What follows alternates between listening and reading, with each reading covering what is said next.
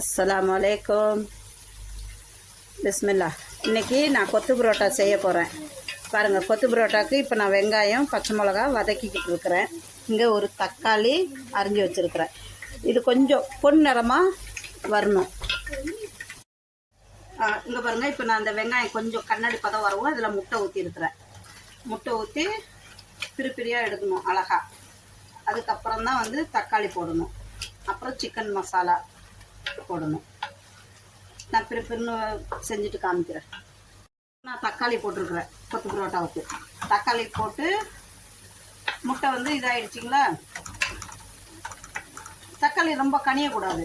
தக்காளி அப்படியே இதாக இருக்கணும். தக்காளி தெரியணும் கொத்து புரோட்டாவில். இங்கே பாருங்கள், இப்போ நான் வந்து இந்த சிக்கன் கறி இருந்ததை அந்த சிக்கன் முட்டை புரோட்டாவுக்கு இதை ஊற்றி இப்போ மிக்ஸ் பண்ணுறேன். மிக்ஸ் பண்ணி இந்த சிக்கன் எல்லாம் நல்லா உடச்சி விடணும்.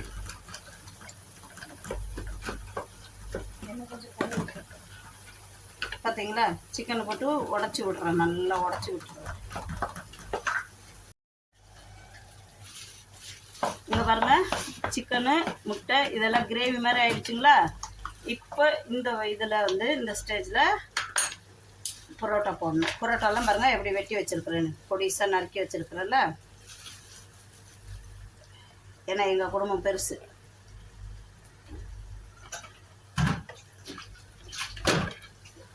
இப்போ இது நல்லா கிண்டி விட்டு நல்லா கொத்தி விடணும். அப்போ தான் வந்து 4 பக்கட்டும் எல்லா பக்கட்டும் மசாலா பிடிக்கும். அது செய்ய தெரியாதவங்க என்ன பண்ணுறாங்கன்னா, அதெல்லாம் ட்ரையாக வறுத்துட்டு பண்ணால் நமக்கு அந்த டேஸ்ட்டு கொடுக்காது. எப்படி இருக்குது பார்த்தீங்களா, இது மாதிரி இது வரணும். அப்போ இதுலேயே இந்த கிரேவிலேயே வந்து இந்த சிக்கன் வந்து புரோட்டா வந்து நல்ல இதாகணும், ஊறணும். நல்லா அதை 4 பக்கத்தும் நல்லா திருப்பி திருப்பி கிளறி விடணும். பாருங்க,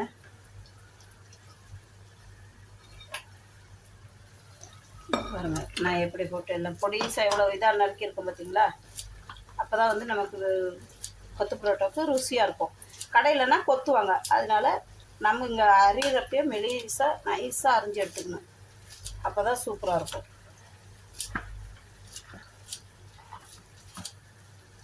எப்படி இருக்குது பார்த்தீங்களா. எல்லாம் இந்த மசாலாவில் எல்லாம் பரட்டி நல்லா கொத்தி விடணும். இப்போ பார்த்தீங்களா, மசாலா எல்லா பக்கட்டும் பிடிச்சிருக்கு. ஒரு 5 நிமிஷம் விடணும். அப்போ தான் வந்து தனித்தனியாக சூப்பராக இருக்கும். இப்போ கொஞ்சம் மல்லி இலை தூவி விடுறோம். மல்லி இலை தூவி விட்டு நல்லா பிறக்கி எடுக்கணும். குறடுங்கம்மா, குறடுங்க பாப்பா.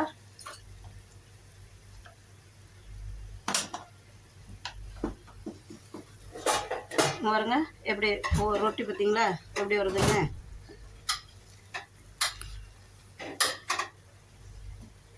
எப்படி இந்த சிக்கனுக்கும் இந்த இது வெங்காயம் தக்காளி இதெல்லாம் போட்டது நல்லா இது கொடுக்கும். பாருங்க எப்படி இருக்கு பார்த்தீங்களா, தனித்தனியாக. பாரு எப்படி இருக்கணும். நீங்களும் இதை பார்த்து வீட்டில் இதே மாதிரி செய்யுங்க. அப்போ தான் நல்லாயிருக்கும். கடையில் வாங்குறத விட இப்போ 5 ஆள் இருக்கீங்களா, 5 ஆளுக்கு சப்பாத்தியை கணக்கு பண்ணி வாங்கி நல்லா நைஸாக புட்டு வச்சுட்டு, உங்கள்கிட்ட சிக்கன் மசாலா இருந்தால் சிக்கன் மசாலாவில் பண்ணலாம். இல்லை சிக்கன் குழம்பு இருந்தாலையும் அதை ஊற்றி கிரேவி பண்ணிக்கலாம். மட்டன் கிரேவி இருந்தாலையும் போட்டு பண்ணிக்கலாம். மட்டன் கொத்து பரோட்டா பார்த்தீங்களா. பாருங்க அது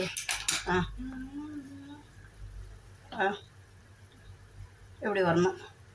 இப்போ கொத்து பரோட்டா ரெடி ஆயிடுச்சு எங்களுது. பிஸ்மில்லா, வாங்க சாப்பிட்லாம்.